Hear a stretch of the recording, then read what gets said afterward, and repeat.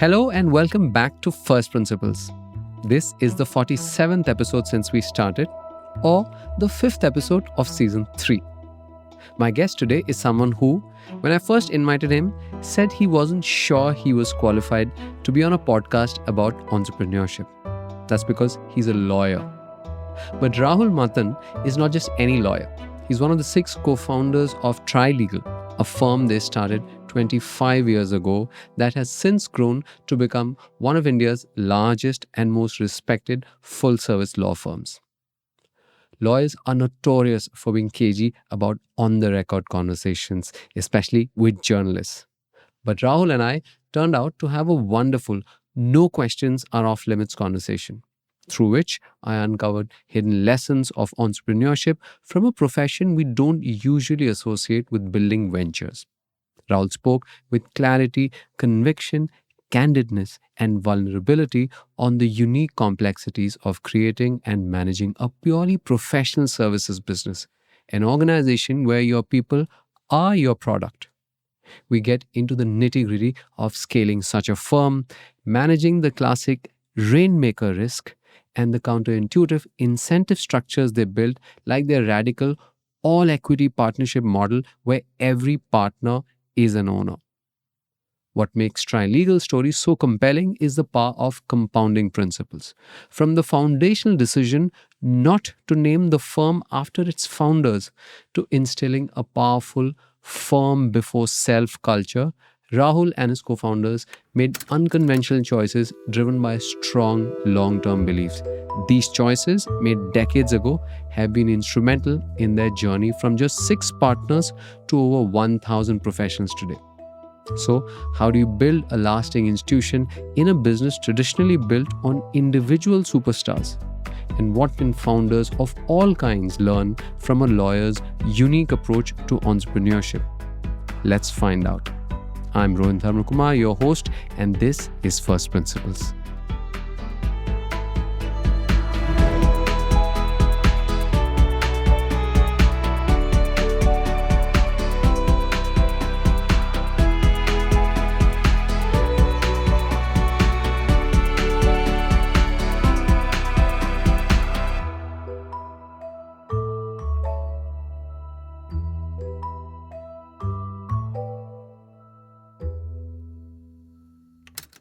Welcome to First Principles, Rahul. I'm going to start with the email exchange we had before we decided to meet today. I wrote to you, I invited you to First Principles. You agreed, but you said, I'm not sure I qualify. Why did you say that? I mean, lawyers are not entrepreneurs, we're the... Why do you say that? Aren't you one? I don't want to say we're the oldest profession because that's reserved for something else, but we're probably the second oldest profession. And we're just a profession. I agree that the firm that we've built is perhaps entrepreneurial, but there are many... Sorry, the firm that you built. Yeah. Isn't that what entrepreneurship is? You built a firm where there was none existing. Lots of people have built firms. But that's all right. This podcast is about entrepreneurs and their entrepreneurial ventures. Yeah, well, maybe I'm being excessively defensive, but building a professional services firm is not for everyone. The challenges of a professional services organization is uniquely understood by people who are providing professional services, which is, the consultants, the chartered accountants, the lawyers, and now increasingly as I speak to people, perhaps architects and doctors. But, the point with a profession is that, you're constrained by many things that aren't really translatable to other businesses. And I'm sure we get into some of them, but I'll just give you one example, which is you can't have a set of marketing professionals in a firm because you're marketing yourself. You're marketing your own skill set. So a lawyer has to deliver the work product for the client. He also has to market what he can deliver to the client. And we, in our profession, we... Through the work. And through other things, because the work will only get you as far as word of mouth will. And if you want to really build a business, you need to have other ways to do it. And you can't hire someone to do it. Got it. Sorry, Rahul, I do want to interrupt here because there's a certain reticence that I detect, it's not just you, but generally among law firms to think of themselves as entrepreneurial ventures. I'm sure no one, I mean, if you ask me, or if you ask anyone, is McKinsey an entrepreneurial venture, or is the Boston Consulting Group, or is Infosys? All of these are great entrepreneurial ventures. So, and now the second part of it is, of course, and it's something lawyers aren't allowed to market themselves in many ways. No, look, I mean, is that it? We're not allowed to advertise, right? That's right. Why is that? Well, so that you go back many years, centuries maybe. There are many things about the profession of law that we have a code of conduct, as it were, among the profession, where we constrain ourselves by doing certain things because it. In the old days, it was believed to diminish the profession. If you were doing crass mercantile things like putting out advertisements. And now, to be clear, this is true of the profession anywhere in the world, but in other parts of the world, in the US, for example, advertising is perfectly okay. And many lawyers actually advertise. They've got the pejorative, they've earned the pejorative of ambulance chaser because that's what they do. And so the more white collar, white shoe, as they say, firms don't advertise for that same reason, because it has a pejorative connotation. If you're good, your work speaks for yourself. There are other ways, more classy ways, to let people know that you're good, and you don't have to do ambulance chasing and cut out ads and stuff like that. So, just to answer that specific question, but your first question on reticence. Don't get me wrong. I'm very proud of the firm we've built, right? So I have no others. I wouldn't have come and given you half my whole morning to have this conversation. I don't think it's fungible in the same way as other businesses and conversations around entrepreneurship for other businesses are, because we work under a unique set of constraints. And these are not constraints that are imposed on us by the Bar Council, though there are some of those. It is constraints that are the nature of what it is that we do. It's hard to scale. And in the same way that other businesses are easier to scale. I mean, if you make a widget, then you're just doing industrial engineering to scale your efficiency in making that widget. We're not making widgets. Each piece of advice that I give is utterly bespoke. So this is much more artisanal than most other businesses that appear on this podcast, because it's very easy, I would imagine, for someone to take a look at something that a widget manufacturer is doing and put very precise calculations to it to try and figure out where in the manufacturing chain you can just put another machine such that you can unblock the bottleneck in the production cycle. And it's similar to do it. You can do something like this for certain types of services. E-commerce services. It's easy to figure out where the bottleneck is in e-commerce services. Again, I mean, I've no arguments that you do operate under constraints, but then for that matter, so could, let's say, for example, someone running a hospital group operates under constraints, someone running a school group operates under constraints, someone running a consulting group, or wherever people are the core product in a way, do operate under constraints. So we'll come back to this, but I do want to give context on what is it that we seem to be talking about Trilegal without actually having delved into Trilegal. So you co-founded Trilegal, over 2 decades ago? How many years? 25 years ago. We're celebrating our 25th anniversary this year. Oh, wow, great.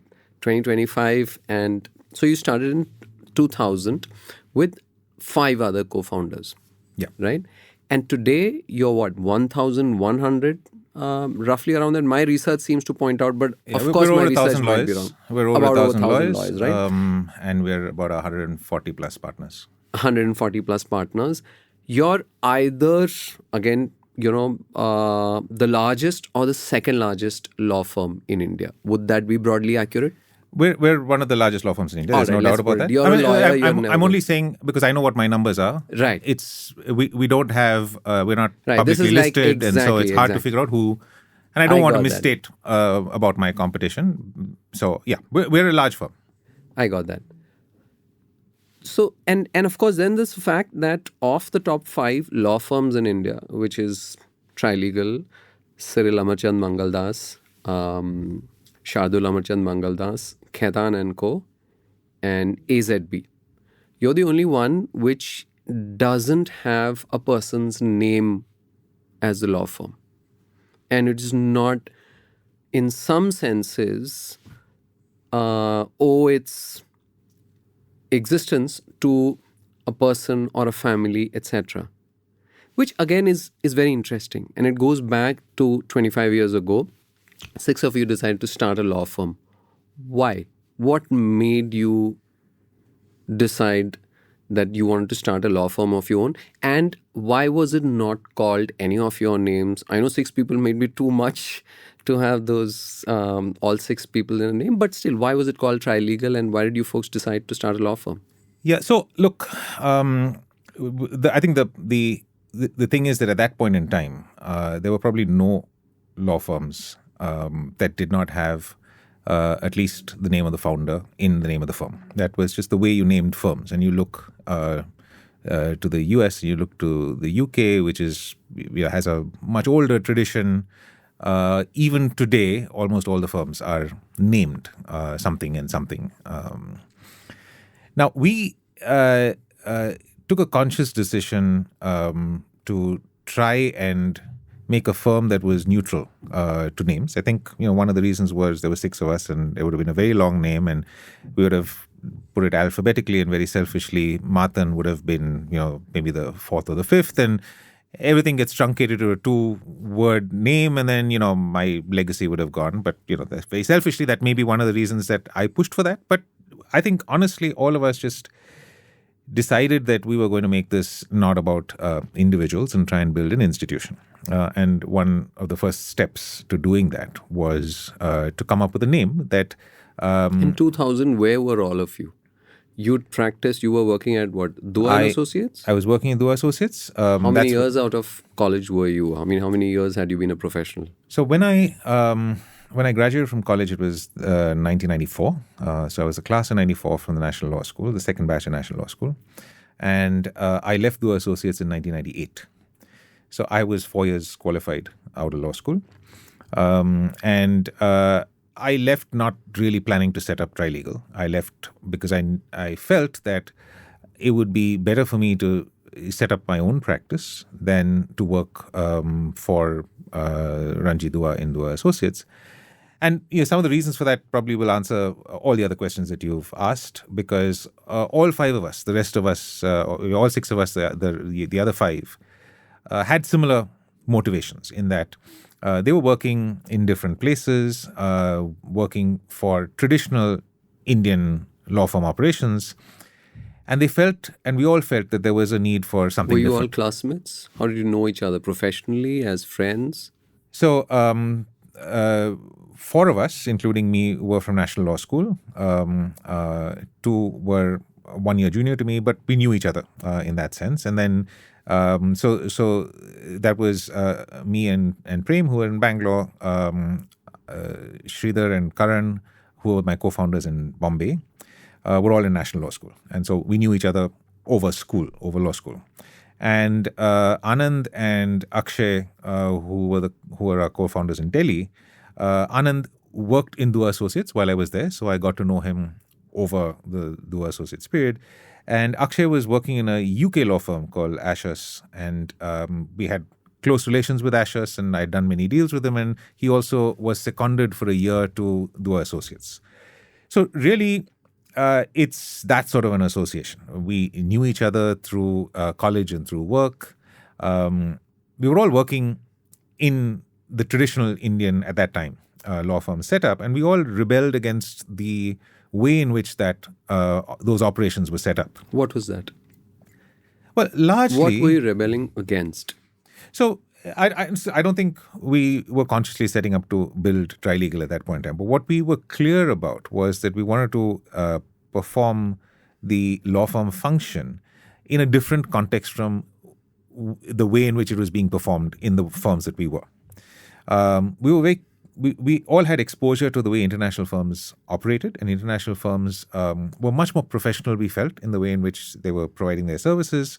I'll What give you does that one mean? example. Yeah. Well, when I was given work by my senior in Dua Associates, very often I got given work that was already 2 weeks late.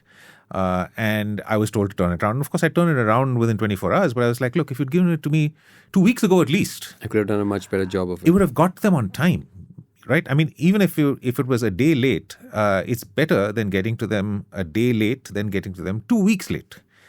And we felt that there was a certain professionalism that Indian firms lack. Now, this is 25 years ago, and this is not to say that any of the Indian firms are like this right now.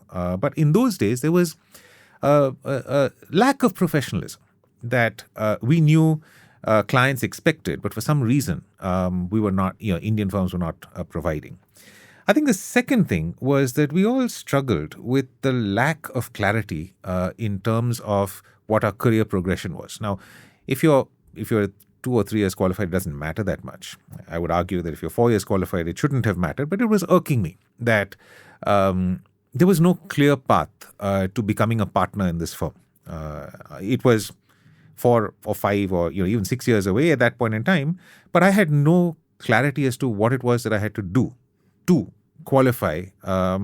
Maybe all the other lawyers who joined the firm at the same time as me. What do I have to do to differentiate myself from them, such that the partners of the firm could say, okay, this is a bright guy, we can give it to him. And it was clear to me that I was getting signals from the management that I was good, because every now and then, the managing partner would say, look, I'm going to second you to England for 6 months so that you can get an experience. And then nothing would happen. And then next year, I'll second you to Paris. And then when he said he'll second me to Tokyo, I said, okay, it's not going to happen. If I have to do these things, I have to do it myself. And so I said, I'm going to set up a firm. It was these two things, quite frankly. It was the need. Was it something similar for your other co-founders as well? All of them. All of them were in the same setup, the same framework. Partners operated with a sort of a glass ceiling. I don't think it was a glass ceiling. It was probably a steel ceiling. There was couldn't even see through it. It was just not possible to breach that founder space, as it were. And for ambitious, capable young lawyers, at some point in time, this was galling.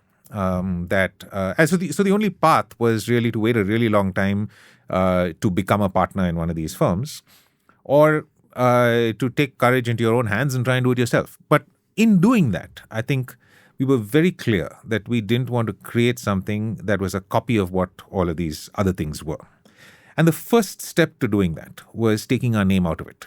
Because once your name is in the title of the firm, then your children just have an edge over everyone else, because they share the name that's on the door. I wanted to take that out. And that's the reason why Trilegal. As much as I sort of said that I'm going to be fourth on the line and all that vanity, really the reason why we did that was to just take it off the table. That as we grow older, choices will change. We may think differently. We may have children, and we may feel differently at a later point. So let's take it all off the table. And we're not going to have our names, and our children are not going to get preference or priority. And that's the rule that holds today. All the founders have children who are in college or getting to the point where they could now start to say that, look, I want some preferential treatment here, and that's just not possible. They don't have a name, they can't claim anything. The way the equity is set up, they have no rights over the equity, and we can get into the structure and stuff like that. But I just want to reflect that both of the reasons why all of you decided to start a new law firm together seem to be related to professionalism, because the first point that you mentioned about how work was assigned and how it could be done better so that it's more efficient and gets done on time is again related to professionalism. Right. And like you also pointed out, 25 years ago, it was a very different era. Perhaps firms were not as professional. And the second point also related to career progression, etc., comes back to again professionally managing careers and ambitions of people. I mean, you don't expect, like, for example, either a McKinsey or any other world leading organization to not offer this kind of clarity. So one part of why you decided to set up Trilegal was to make things more professional. Correct. Right? But at the same time, all six of you were also turning entrepreneurs. I keep coming back to this in spite of the fact that you keep saying we are just professionals, but you are launching a new business together.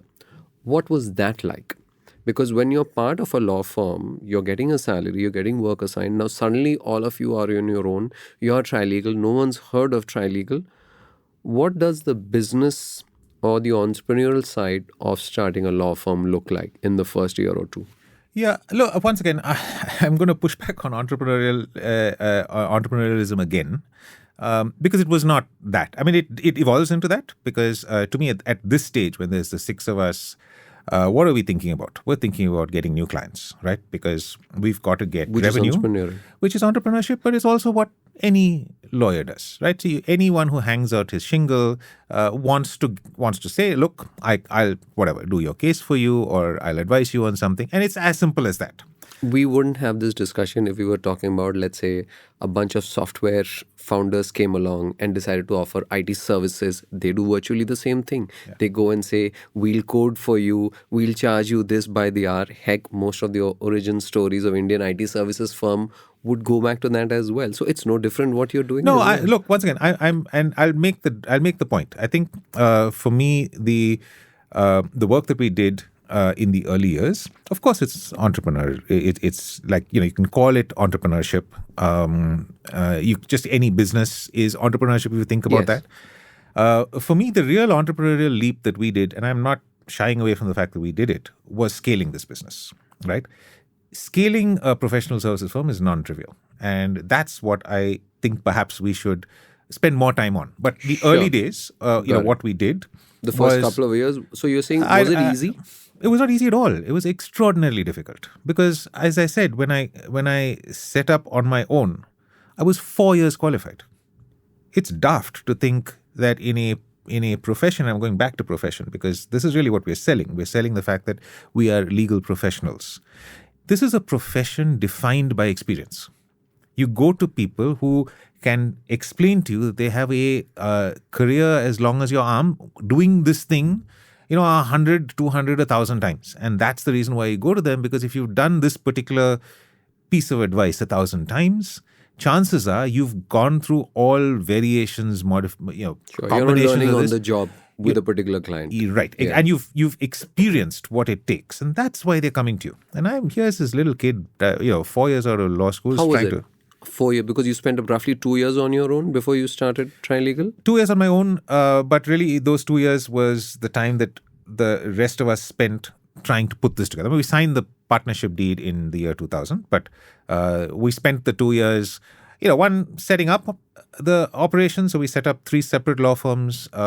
We then sort of got the law firms connected because we were called Matthan and Ayappa in Bangalore, and then we called ourselves Matthan and Ayappa Trilegal to sort of indicate that this is part of a group of firms. And then we just dropped the Matthan and Ayappa and we called it Trilegal. And so that whole process took the 2 years. But I think it was maybe 6 months that I was working entirely on my own, trying to figure out what I was going to do. And that entire period of time was trying to convince people that even though I had not a single gray hair and I only had 4 years, that it was worth entrusting their business, legal advice to me. What was that argument? Efficiency. I mean, one, clearly I knew what I was doing, and I didn't sort of try and say I could do everything. But I would give them a service really quickly, really efficiently, and try and understand what it is that they wanted and give them exactly that. I quite frankly, I think it's quite miraculous that so many people and so many sort of big clients gave me their trust. I think the 4 years before that, while I was working in Dua Associates, so when I left Dua Associates, I took 10 clients with me from Dua Associates, people who, and these are the clients that gave me the seed capital. This is one of the quirks of the legal profession, right? Essentially, the business belongs to not belongs, but draws from people. So when a partner or a lawyer goes from one firm to the other, their clients often move with them. This is the old way, right? The old way, that's the way it works, because that one partner does everything for the client. In a good institutionally organized firm, our firm, for example, right now, I think some of our clients use 50 of our partners. And so if one partner goes, it's a lot harder for the client to go. And this is really the benefit of institutionalization. This is the benefit of scaling the professional services firm. And I think we can get into all of these things, which I think is really the entrepreneurial shift that we did. Sure. Before we get into that, I do want to ask you about an important decision. When did you make that decision, which is to go in? You talked earlier about one of the reasons why all of you are moving on is career progressions and not knowing when you make partner. Now, the pinnacle of the profession in the legal space, and of course in many other professional services organizations, is becoming a partner, which essentially means then you get a share of the equity of the firm, right? And which is why it's really people spend a decade or more, etc., becoming a partner at a McKinsey or a BCG or even in law firms, etc. You decided at Trilegal to opt for something called the all equity partnership. Right? When did that come about, and what is an all-equity partnership, and why was that different? So this comes about much later. When we started what we've been discussing so far, the traditional partnership. Well, the only partners were the founders, and in order for someone to become a partner, there are only two ways that you can become a partner. One, we will hire someone else who is a partner elsewhere, and then we will say, "Look, you bring your practice and come join us, and we will." Value the practice that you're bringing, and we will give you equity in relation to that. At that point in time, in some ways, it's like the amount of money and clients that you bring in, sort of, you get recognized for loosely in correlation with that. But you think about us as a bunch of young kids, maybe 4 or 5 years out of law school. No one's going to come and join us. No one's going to sort of leave their traditional firms and come and join us. So that was out of the question. The only other type of partners are those that you grow organically from within. And as you said, it takes about a decade for people to get the experience and maturity to become a partner. And so at that point in time, it was only us founders who had the equity, and anyone else who's going to become a partner was 10 years away. So that's where we are, in terms of when the point we were discussing. So fast forward to 10 years or so thereafter. Did you start thinking about this 10-year journey back in 2000? No. I mean, we did sort of. At some point, we will have partners. Yeah, but we were very clear about the principles. Right? What were those? The principles was that we're going to allow people to sit on the same table as us and be equal to us as founders. It was very, very clear that we were not going to have a steel ceiling or a glass ceiling or any sort of ceiling. And that's the principle that that Trilegal operates on today. It's been, and I think the proof of that really is in the name. And that's why I'm glad you asked that first question, because it was a very momentous thing for us to do, to sacrifice our surnames in the name of the firm with a long-term ambition of that not coming in the way when we were to deliver a law firm that operated on the principle that everyone would be equal in the partnership. And I think so the all equity is the ultimate manifestation of that. Usually you have two classes of partner in most firms. You have what you call salaried partner, and then you have equity partner. Trilegal only has equity partner. So if you become a partner in the firm... What's the difference between a salaried partner and an equity partner? To put it crudely, a salaried partner, because they don't share in the profits of the firm, Is it a title only? It's a title, firstly. And they just get a salary and they get a bonus. Now, that's no different from, quite frankly, any other associate in my firm, because you get the title of senior associate and you get a bonus. You get a title of an associate and you get a bonus. Regardless of who you are, you will get a salary and you'll get a bonus. Now, you could be called a partner, and if you're just given the title, but you're still getting a salary and a bonus, of course, a much higher salary and a much bigger bonus, but you're still, not participating directly in the profits. We felt that that is not a partner. And so we don't give anyone the title of partner unless they're actually a partner in the profit and the loss of the firm. And so that's the philosophy behind the all equity. But I think that's not the important part. It is also possible to have an equity partnership where you reserve a portion of the profits for a certain class of more privileged people. That class of privileged people could be all sorts of things, but in the law firm business in particular, that class tends to be the founders. And we not only did away with the salary versus equity distinction. So it's a two-tier equity sharing, you're saying? You often have a two-tiered equity sharing. Most international firms do not have this because, one, most of the founders are long dead. But we decided that we're not going to have any profit pool that is reserved for the founders, which essentially means that anyone in the firm, anyone in the firm can become an equity partner. Any equity partner can have equity which is equal to the founders and eventually greater than the founders. So when you say it's an equity, again, like this is a sector we've never discussed on this podcast, and I don't think a lot of people understand how law firms work. What is an equity partnership and what is profit sharing? Does it really mean that at the end of a year, you look at all the money that the firm has built and you look at all the costs and everything that is a surplus is distributed among equity partners? Would that be the simplest way to look at equity partnership? That's exactly it. All right. Okay. So you're saying, again, this too is not the most important thing, and yet you also said that most other firms do not have this.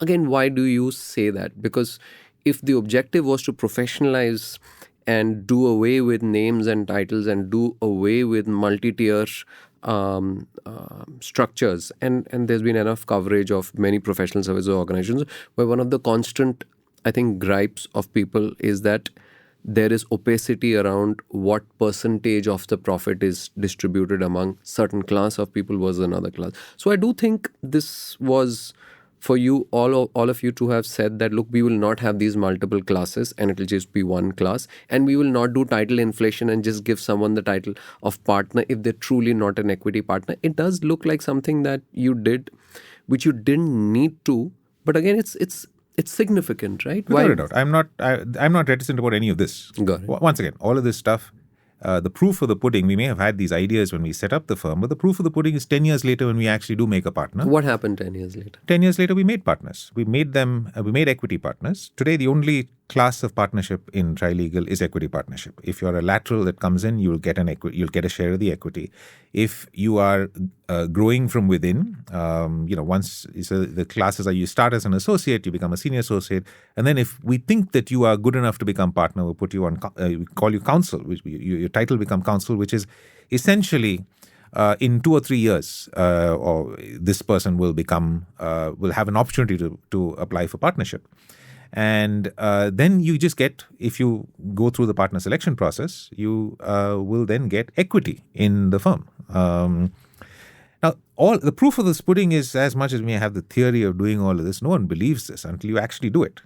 And now we've done this consistently for pretty much the entire life of the firm. And I think I'm very proud of this because, I keep talking about compounding. There is a compounding that really kicks in after a particular point in time in the journey of a firm.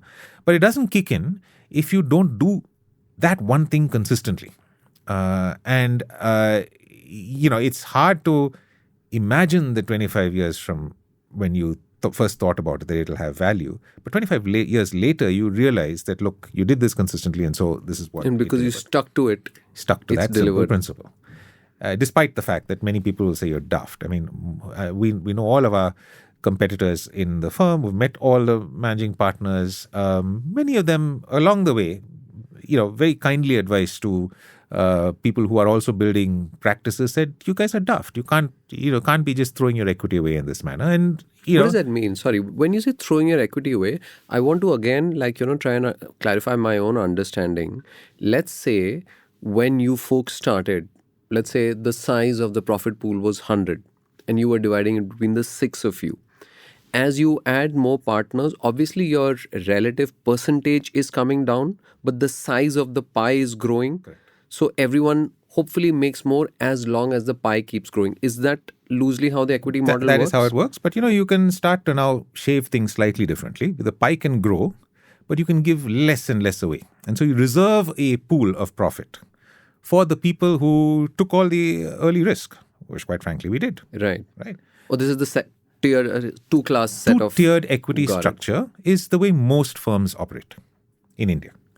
And This is like the golden class of shares that in the US, etc., founders have, where, Correct. let's say, Mark Zuckerberg or someone else may have a particular set of shares which entitles them. Again, you're a no, lawyer, it's very so I'm different. not... It's very different. So their golden shares, and a lot of that gives them management rights. Right. And that's very precious to them.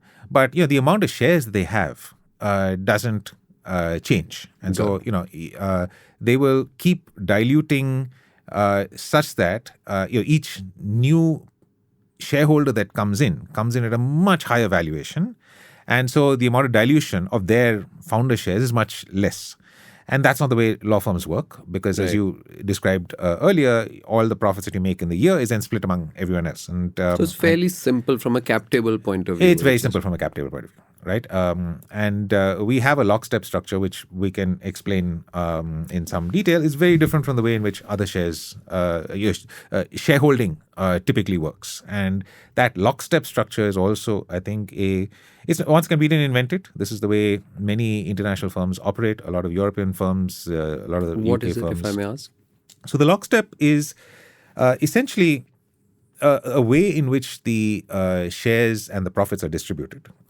So when we talk about equity, we say that every partner who joins the equity, let's say someone who organically joins, is entitled to, let's say, 5 points.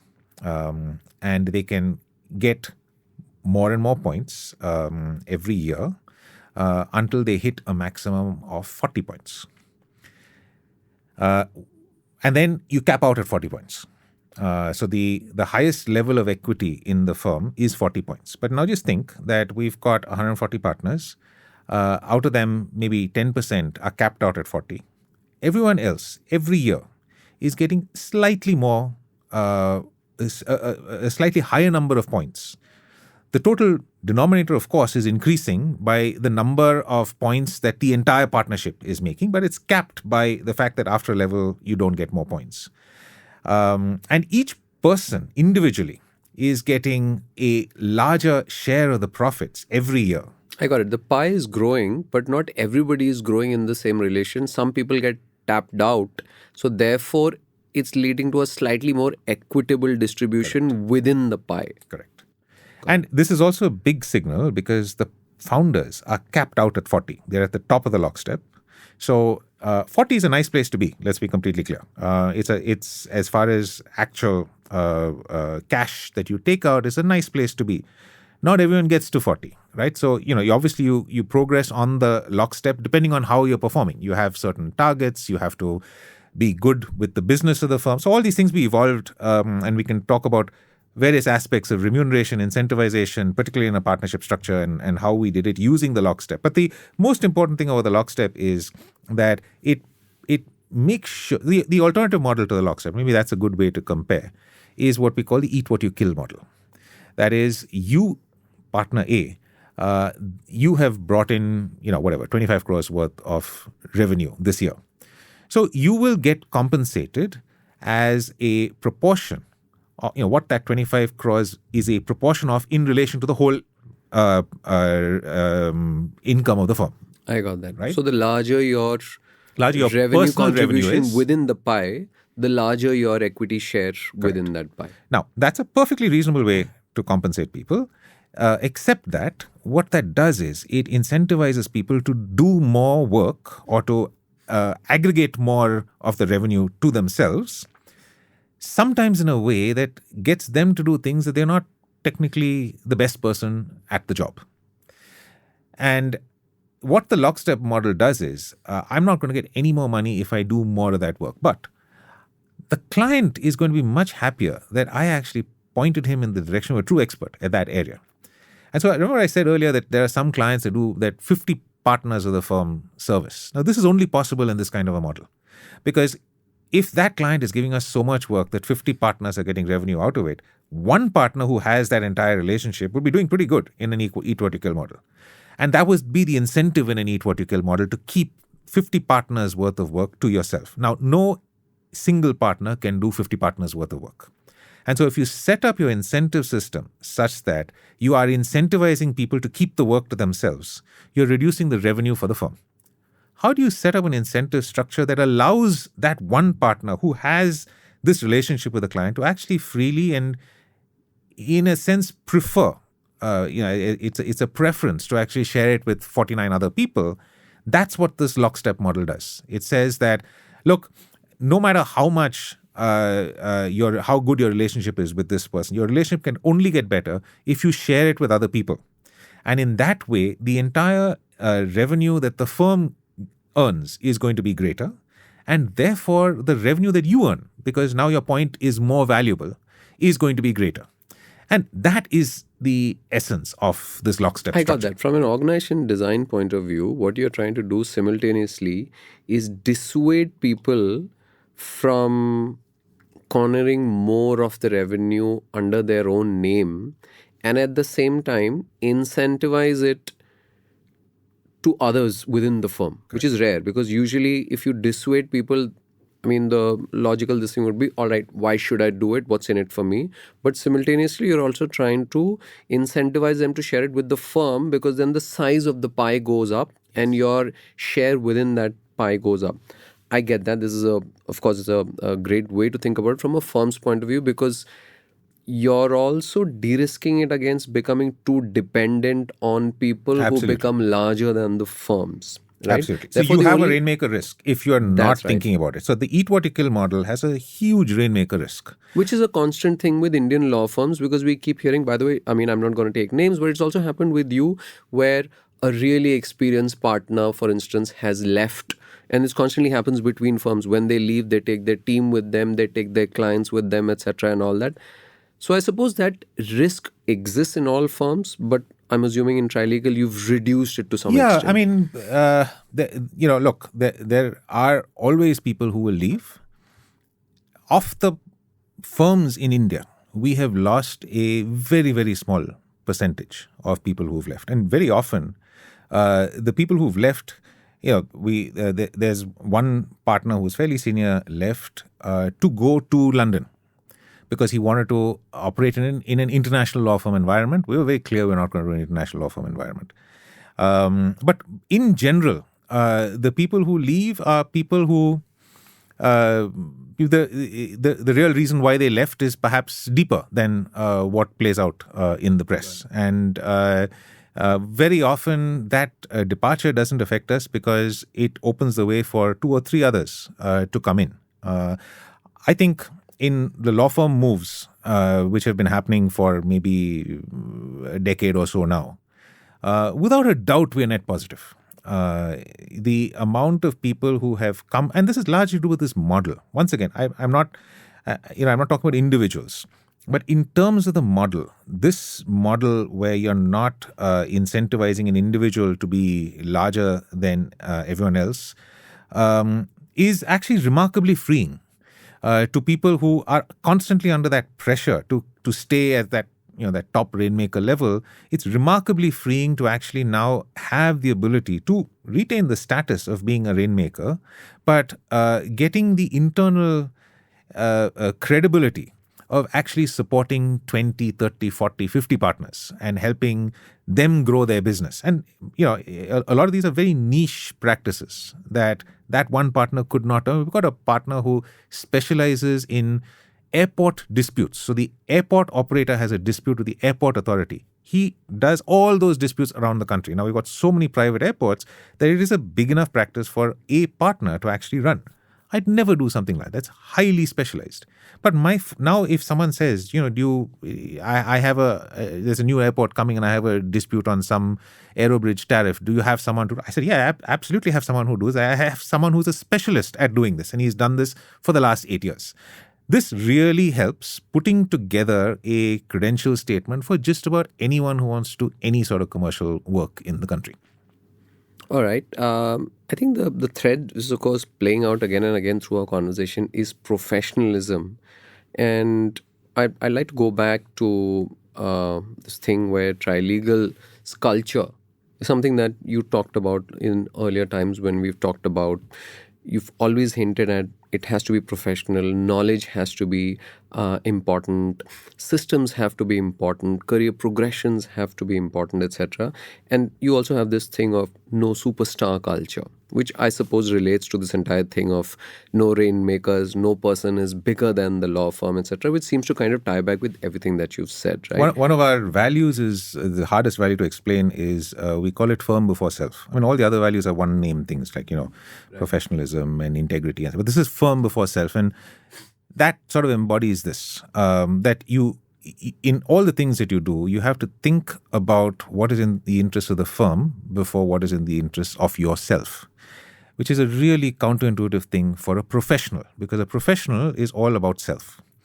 And what we're trying to capture in this really unwieldy... And that's a tough thing. It's like thinking like, I mean, if I take a different profession, like say, for example, a doctor, again, I'm not equating, but I'm saying, trying to imagine a doctor having, saying that firm before self.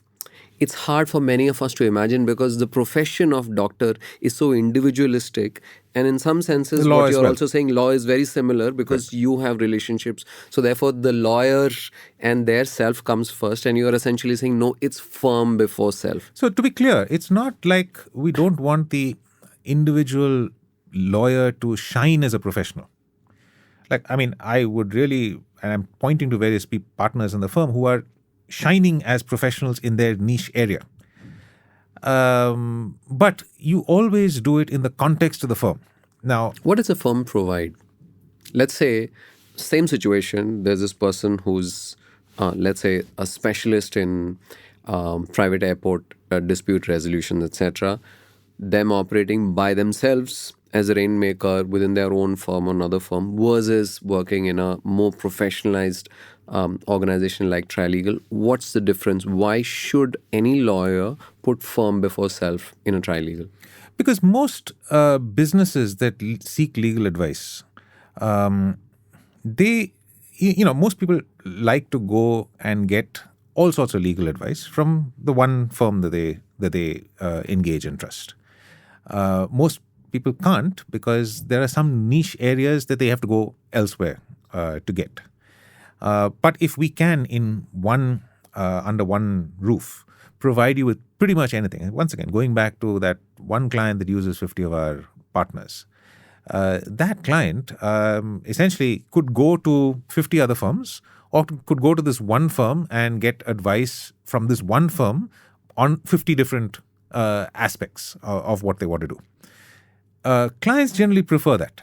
Now, there are different types of clients. There's some clients who are like, look, I want to have 20 lawyers because I want to keep one against the other. I want my options, all of those sorts. So that's fine. Clients have their choice. But the advantage that a individual practitioner has who in an organization like this is that individual can go deep in that one area that they're very good at. Without having to actually worry about having a broad set of experience and knowledge that a client demands. And I think that is very, very important, particularly in the age of hyper-specialization that we have right now. When we so I do tech law. And when we do tech law, me, all the partners in my practice, all the lawyers in my team, we have maybe 50 lawyers in the team, we can speak directly to the engineers. We actually take the in-house legal people out of the equation because sometimes the in-house lawyers don't translate the advice that we're providing directly to the engineers in the way that we need to. Now, this is the level of expertise that is non-trivial because we as lawyers have learned the way technology works. I mean, we give telecom advice. We know exactly how towers are set up. We know exactly what that different bands of bandwidth do, what the backhaul does, what different types of radio equipment does. We know all of this stuff. in a way that sometimes the in-house lawyers don't know because they're only dealing with contracts. And sometimes the advice that we're providing is, we've been asked for an opinion, and the opinion is, can we do such and such? And the straight answer is, no, you can't. But our answer is very often, we know what you want to do. You've asked a question, and my answer to that is no. But if you can readjust your technology, and I know you can readjust your technology because I understand how technology works, you can achieve what you want to do, and then you'll ask me a very different question. Now, this sort of advice is not possible for me and my team to give if I didn't have the ability to super specialize into understanding how telecom networks work. I can do that because I don't have to worry about corporate law. I have a huge corporate department that does all the M&A stuff. I don't have to worry about intellectual property. There's someone else doing intellectual property. I don't have to worry about funding because I've got a banking finance team that does all of this. So I have a bunch of people who have my back on all the other things that client needs to give me the space to go deep on this one thing that is also super important to him. And that client is really happy because I have no equity incentive to keep all the work to myself. In fact, I have the equity incentive to actually give this to as many people as possible such that he can get the same level of deep advice that he gets from me on telecom in financing, in structuring of an M&A, and all of these sorts of things. And I think that is the real reason why this model works. Got it. Early on in the conversation, you had said the real interesting part is not the setting up of the firm. It's not even the all equity structure. It was a scaling. What was that? When you set up, of course, we know that you were 6 of you. How many did you become, say, at the end of the first 2 years? Gosh, I don't have these numbers. It was a small... maybe 20, 30 people or more? Yeah. I mean, in 2 years' time... how do you look at... Let me ask the question differently. How do you look at the stages of your scaling? 6 to 50 to 100 to 1,000? What were the... Mentally, when you look back at the stages that Trilegal has come and you think of... I mean, typically all organizations have this... there is a certain ceiling and there is an unlock and you get sort of at a particular number. Maybe it's 200, maybe it's 500, and you break past it and then you grow very fast and then you hit another ceiling, etc. So if you had to divide Trilegal scaling into chapters, how would you divide those chapters in terms of headcount? So for me, the scaling moment happened at COVID. And I think this number is really going to... help you understand why, COVID is 2020, right? So that's 20 years after the firm. I think we were pretty linear. I mean, we grew, but we grew pretty linear all the way till COVID. We tripled over COVID. So you were roughly, 300 odd people? Yeah. And over the span of COVID, while we were locked down, we must have close to tripled. We would have doubled, certainly.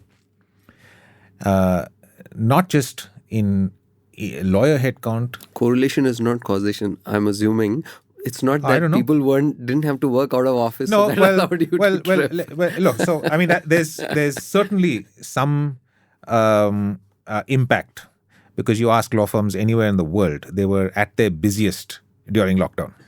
We were certainly flat out busy during lockdown. I mean, it was a very difficult time. There was a lot that companies needed to reorganize internally because COVID was just very, very challenging for people.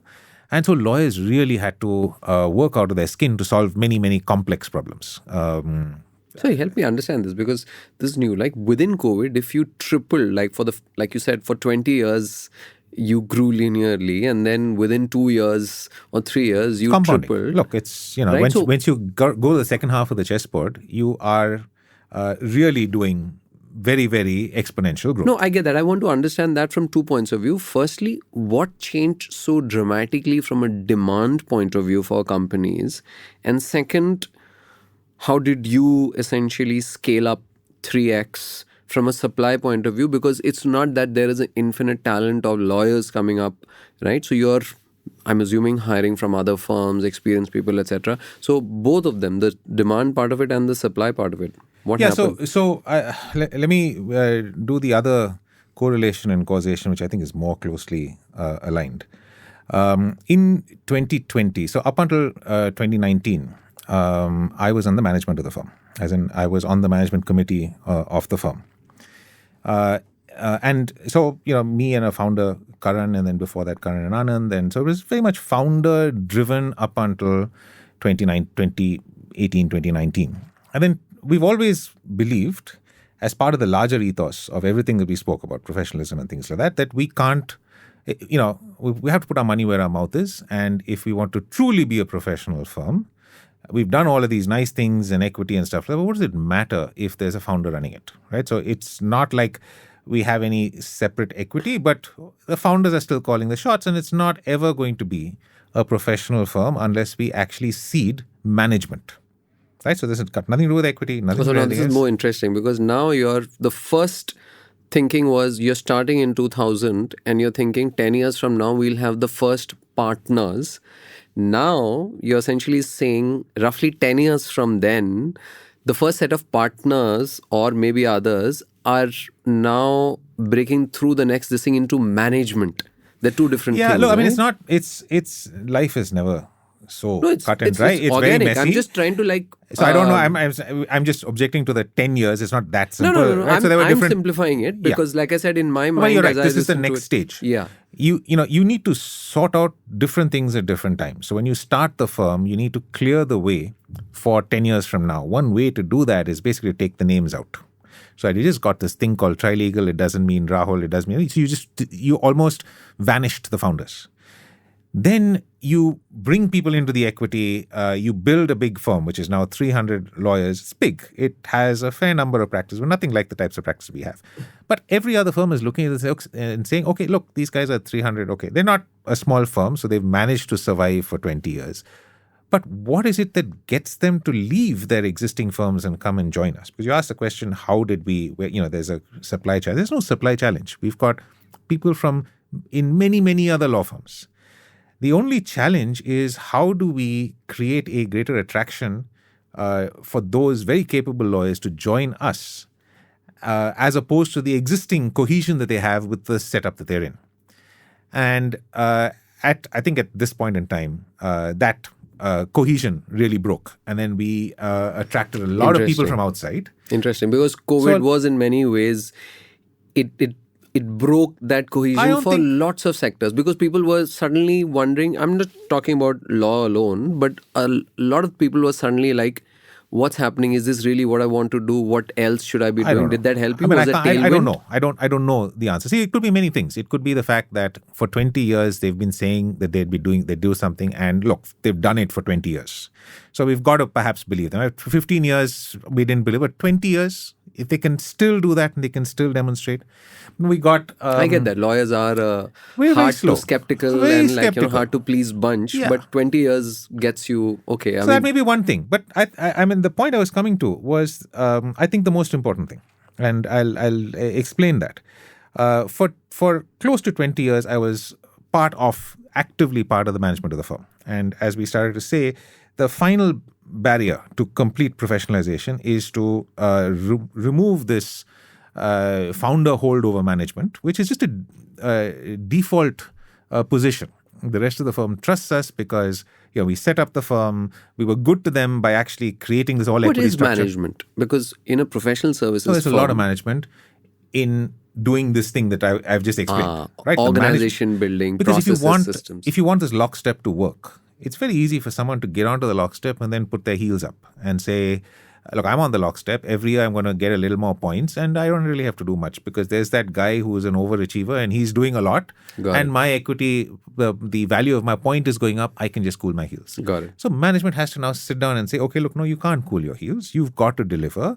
Then there's different cultural issues. As much as we've got a culture in the firm, each person has their own culture. And we've got to manage those cultures. We've got to manage the sharp elbows. We've got to, some people, as much as I've just spent so much time talking about how it is beneficial to give work to others more qualified than you. A lot of people think, no, actually, I'm pretty qualified to do that as well. And how do you sit down and explain to them, look, trust me, trust the system. It's better to give it to that person. That person will give you something. So all of this is management. Not to mention all the other much more mundane things, which is how do you set up finance properly? How do you ensure that you do billing and you get collections in time? How do you ensure that partners who are very, very busy actually delivering the work should not be so busy that they forget to send the bills? and you have to send it in a timely manner, and then you actually have to collect on it. There's a whole lot of stuff, particularly when you're 300 strong, where everyone's focused on getting the work, but there's a lot of other boring stuff at the back end. You've got to have an IT system that's working. You've got to have an HR system because you've got to go out and hire people. Then you've got to have an appraisal system because the people have to have, as I said right in the beginning, a clear, transparent path to what their progression is. That takes a system, and we need to build all of these things. So there is no management that's required when you're just 6 partners. There is a fair amount of management that's required when you're, in the region of 50 partners, and therefore your firm is in the region of, say, 300 lawyers. There's a fair amount of management. Got it. So okay, COVID hit. No, so the point really is, even before COVID, because we didn't plan COVID, even before COVID, we were clear that we wanted to transition from founder-led management to elected management. And in 2020, we stepped down. So me and Karan, who were in the management of the firm, we stepped down.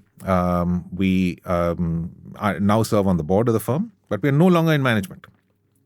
And we had a first elected management that took over, I'm thinking in around 2019, 2020 timeframe. And I think that was... When you said elected management, who votes? All the partners? All the partners vote. All right. That was, I think, the other big change. Now, COVID could have had all sorts of reasons, but just understand that Karan and I, and before that Anand, and all of us who ran it as founders, were startup managers. And you hear about this often, that it takes a different mindset to build a startup and a different mindset to scale it into an organization. The 0 to 1, 1 to 10, 10 to 100 journeys. Correct. So we were absolutely the wrong two, in my view. You've got to speak to Karan, maybe he has a different view. But in my view, we were the absolutely wrong 2 people to lead the firm after it had hit in the scaling 300. journey. In the scaling journey. We're too just cautious. Remind you about something which you said earlier about when you said lawyers say, I can absolutely do that as well. It's a very founder reflection because founders have spent decades building, and they've essentially done everything when the calling was, it required to be done. So they never think I can't do it. It's a very, very common thing. Okay, all right. So I reflect on, as you're saying, the tripling, right? I don't think I'd have done that. I would have been too worried about getting all these laterals in and whether their culture would work. Quite frankly, a lot of their culture was very different from us. The people who the new management brought in. So you asked, how did we scale? Where the supply came from? I said the supply came from the other firms that were moving here. I would not have approached some of these partners because I would have felt that their culture was not a fit. What I didn't realize was that we had such a strong culture that it was actually... people were drawn to this culture, and they were like, I don't want the culture that I have. I really like your culture. And I know my culture is not the same, and maybe I have to learn and we have to do some work, but I will come because I want this culture more than that. And so I'm willing to change my culture to this. What was that, if you had to describe that? What was that? This whole, giving work to other people. I mean, a lot of the laterals, when they come, the first question is they come and ask, so can I do this? And I'm like, you can do whatever you want. Can I do business? I say, you can do whatever you want. You want to go business development to New York? Just go. Travel desk is there. They'll give you a ticket. You go there and do what you want and you come back. No one's questioning you. Because the culture in many other firms... The question there is... There's no person who is now signing off. You're a partner. You're There equal. are no sirs. I read that in the research as well. No one gets called sir. Is it a big thing in law firms? People getting called sir? I mean, I didn't even think about it now. I don't know where this research is coming from, but quite frankly, no one calls me sir. No superstars, no one gets called sir in the firm. Everyone gets called by their first names, etc. Yeah, what a silly question. There's no... Sometimes from the outside, because you've been in the profession for so long, no one has ever called me sir. Hard, right? No one has ever called me sir. I call some judges sir, only those that I really respect. But other than that, we just don't have the sir culture. All right. But I mean, it's I think the point really is that it took the new management, which is a fresh pair of eyes, which essentially saw what the firm has, and you speak to them and they say, look, the platform was great, but we would have just continued in a linear progression. We needed an exponential. We needed some sort of a hockey stick, and I don't think I would have been able to do that. I think the baggage of having run the firm for 20 years in that particular way, and obviously we've been through a lot. We went through cultural challenges. And for me, I would do anything to protect the firm from that bad culture, to the point where I would have not taken the risk that we needed to take, the risks that we needed to take, which in hindsight was not a risk at all. And so I think the real reason why we did this exponential growth ever since 2020, because it's not just COVID, it's all the way until now. I mean, we constantly get more partners internally as well as laterally. The reason why we are capable of doing that is because the next management team was very scale oriented. And they've done these sorts of things that I think I would have been too cautious to do. Who are they? Nishant and Sridhar run the firm right now. All right. So it was not what COVID did to the world and to client demand that pulled you up 3x. It was essentially the internal restructuring that. Well, I don't think we can say that COVID didn't help because of but exactly how busy we were. But it wasn't the primary reason. The primary reason to was me, the it was not the primary reason. To me, it was not the primary reason.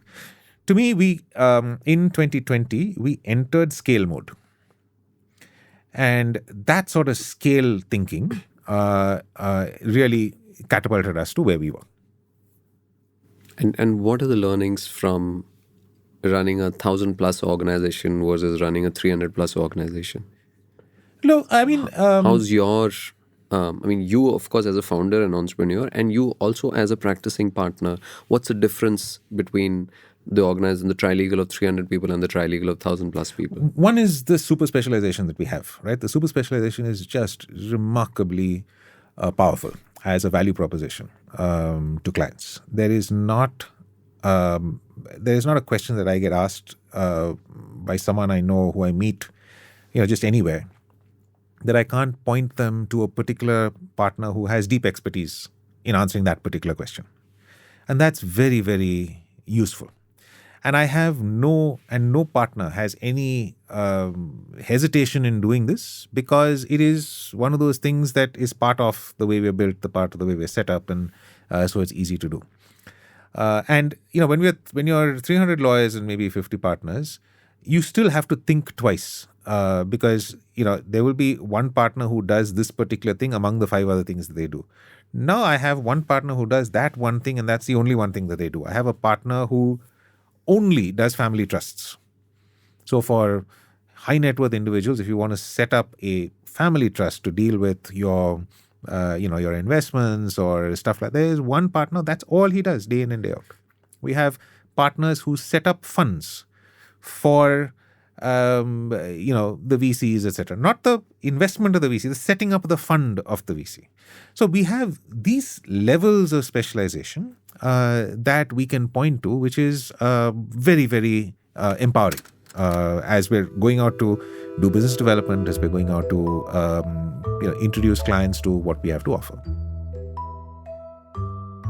If you've been a long-time listener of the podcast and are glad we're back, do tell the world that by sharing this episode with everyone you think will find it valuable. Mixing and mastering for the episode was done by the wonderful Rajiv CN, our resident sound engineer. This is me, Rohin Dharmakumar, signing off. We'll be back soon with another episode.